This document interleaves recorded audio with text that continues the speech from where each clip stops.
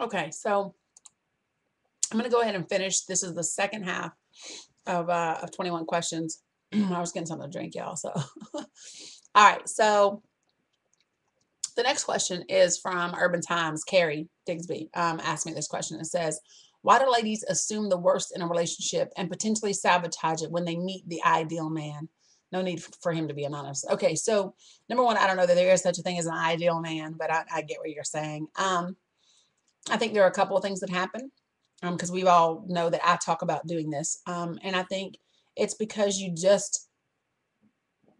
been on the other end and you've received the opposite so much that it's kind of what you begin to expect. And so we test it. We want to test it to see if it's real. We want to kind of push at it because if it's going to turn out to be the same old bullshit, we'd rather know early. So, that's kind of the stuff that we do. The other thing too is that when you've been used in a bad way and you've been, either abused verbally, sexually, whatever you've had happen to you that makes you, not expect goodness in your life, then sometimes it's hard to receive goodness when you're not used to it. When you're used to being treated a certain way, then it's kind of what you begin to expect. And so you kind of, you're not really sure. And so it takes a patient man to deal with that. Um, and then the woman has to be willing to put in the work to overcome her fears. And you kind of have to kind of work at it together. The best thing that I can tell you in that scenario is you got to be honest about it and you got to communicate about it or it's never going to work. Number two, which is anonymous. And it says, okay, so a good friend of mine is married. They've been together for 10 years. I'm friends with both. Over the past years, he's hit her, she's hit him. She's 30, he's in his late 40s. I think she's ready to pack and leave. Not to mention, she's been having an affair with the man that she left for her husband 10 years ago. How can I be there for her in her time of need? Couple things here. I don't really know that she's in need. I mean, if she's having an affair and she's ready to go and all that, I mean, the one thing that I would say to her is how can you be there for her right now? Is to be a real friend and tell her she needs to end it because for a couple reasons. Number one, if they're being physically abusive to each other, it's time to go because it's not appropriate. There's nothing beneficial in that relationship that warrants physical violence towards each other, right? Number two, she's having an affair with him, with the guy that she left this guy for. So, I think the best thing that you could do to be there for her is to be real with her and call her out. Because the bottom line is, if this was a dude doing the same thing, we'd be like, he's a dirty rat bastard. He's da da da da da. But when it's a female, we're not saying the same thing. Like, how can I be there for her in her time of need? She don't need nothing. She got it. She's getting her stuff on the side. She got some at home. They fighting. They doing whatever they got going. Be her friend and call her out and say it's time to cut it because she obviously doesn't want to be there. She shouldn't be there because they're physically abusive to each other, and she's got something else brewing already. So that's the best thing you can do right here is be a friend enough to be real with her and call her out and tell her she's wrong. That's the best thing you can do. Next question. Trisha says, Trisha, in reference to knowing if you're being lied to or not, how do you differentiate a woman's intuition between that or just the fear of history repeating itself from a past relationship, baggage I've yet to put down, so to speak? I don't know that there's an exact science to that because there's a fine line between the two. I think it depends upon the person that you're dealing with. I think it's upon your gut. We know we know when it's a little bit more than just intuition, guys. We know when it's just us picking some shit up because we're scared of where we are. We do know that. Um, and I think it's time. Time in a relationship with someone helps you differentiate between the two. In the beginning, I don't really know that you can, pray about it. I don't know. I hate that. Pray about it. I don't know. There's no real way of knowing. You just have to be smart. And so that's why you go about the process a little bit different. You know what I mean? You kind of lower the walls while keeping up the guard. We talk about that a little bit. So um, there's a fine line between those two things. And I think the best thing you can do in this situation is to know you. If you know you, you know what you're doing. Know you. Know you, watch him. That'll help. Next one. Um, this is from Ashley. Ashley says, why do some women portray themselves as one thing and then get upset when men respond to what they're displaying? If they're half naked or bent over in the majority of their pics, what kind of attention do they expect to get? I'm with you on this one, Ash. So I don't really know. I believe in sexy, classy, not sexy, trashy. Um, I personally think that those types of pictures, when every profile pic is a shot of your ass in the mirror, or a dress up to your cooch and all that stuff, to me that's a cry for attention, and usually is indicative of low self-esteem, in my opinion. um, and in that case, to me, they shouldn't be surprised by what they get, because if that's what you're looking for, that's what you're gonna get. Number two, anonymous. There are two questions. What day will you post Crimson Waters on YouTube? I don't know. I have battled with myself about Crimson Waters because I was in such a certain place when I wrote it. I was in such a certain place when I wrote it that I've got to go back and revisit in order to get to the place where I'm ready to put it on my YouTube and throw it up there. So I don't know. That's my answer. Number two, um, I understand that not everyone in your life is as special as me and didn't have the privilege of reading your latest book early, LOL. Anyway, am I allowed to post excerpts from your book as my status updates occasionally? The answer to that question is emphatically no. The book is copywritten and it's subject to trademark, and it's being looked at by a couple of publishers. So you can't put it out there until I give you the green light to put it out there, not as excerpts, not as anything. It cannot be put out into the public until I'm ready for it to. So no. Love you, mean it. No. Next thing. Geez.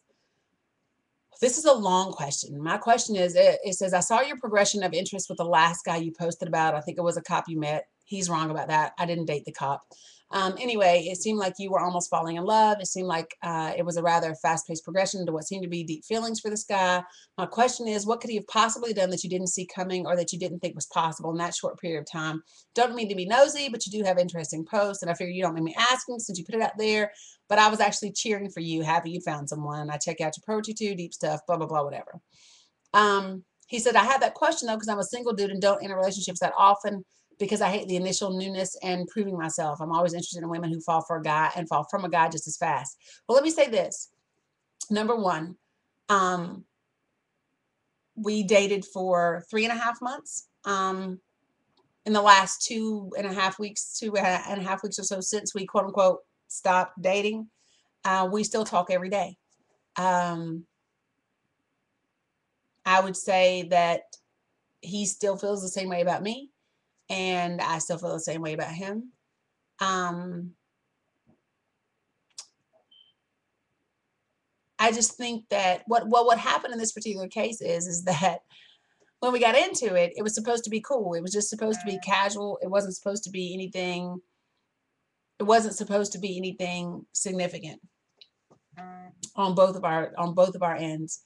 And I think for him, he didn't expect to fall or to catch feelings. And when he did, there were things that he already knew about me that were things that I couldn't change. They were things that just are the way they are. And when he came back and wanted to use those things as an excuse instead of kind of admitting, which he just recently did admit, that that he still feels the way he feels and whatever, it just wasn't good. It didn't go over well. And then there were some things that he said to try to push me away that really angered me. So he was intentionally, that's the difference. He was intentionally trying to verbally hurt me in order to create distance, trying to push me away. And I don't take very well to that. So,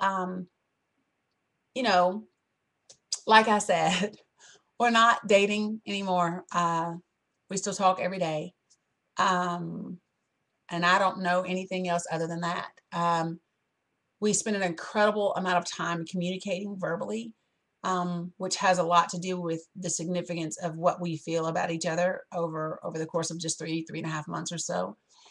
And so that's what made it progress as quickly as it did, is that we spent a lot of time together, and we spent probably twice as much time talking with each other and communicating as we did together. So when you do that, when you have that much level of interaction, it causes things to progress a little bit faster than normal. So that's why. Next question. It's funny. This is what, the third question that has to deal with the guy that I was just dating. This one says, has every dating experience ended in the guy being blasted, and could they have ended amicably? No, not every dating experience has ended with the guy being blasted. It depends upon what they did. Could they have ended amicably? Yes. In all situations. There's only a couple things that will make me blast you. And one is if I think you are intentionally hurting me. If you are intentionally going balls to the wall all out to get me, you can expect for me to retaliate. I don't like to be disrespected. I will not be lied to. And you have to consider me. I demand the same consideration that I give you in a relationship. So everything can be ended amicably. Absolutely. Whether this one eventually ends amicably, I don't know. We talked about this question when you gave it to me, Anonymous. And he said it'll be interesting to see how we end. And I don't know. Because like I said, right now, we're not quote unquote dating or together, but we talk every day still. Next question.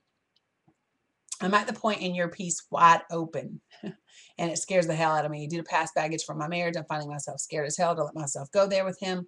I keep shutting down emotionally for fear of getting hurt. How do I get past this? Again, it doesn't matter if you say my name. Thanks, Dani. This is Trisha. Trisha, let me say this. I remember when you first hit me up, when you were first separating from the marriage, and what I would say to you is, I'm not sure if it's time for you to be wide open yet. I always get concerned when people come out of significant things like marriage, and then they get into something else that's just as significant within, a year or two or whatever. And I don't remember how long it's been for you, so forgive me if it's been much longer than that and somehow it escapes me. But what I would say to you is that be careful. Absolutely be careful. And there's a difference between letting down your walls and dropping your guard. I think it's perfectly okay to let down your walls a little bit and let them kind of come in the castle, but keep your guard up. Be smart. Yeah, so that would be my recommendation. Last one. You've shared haikus with me, and I've shared with you a song. Does that make us friends? You're so silly.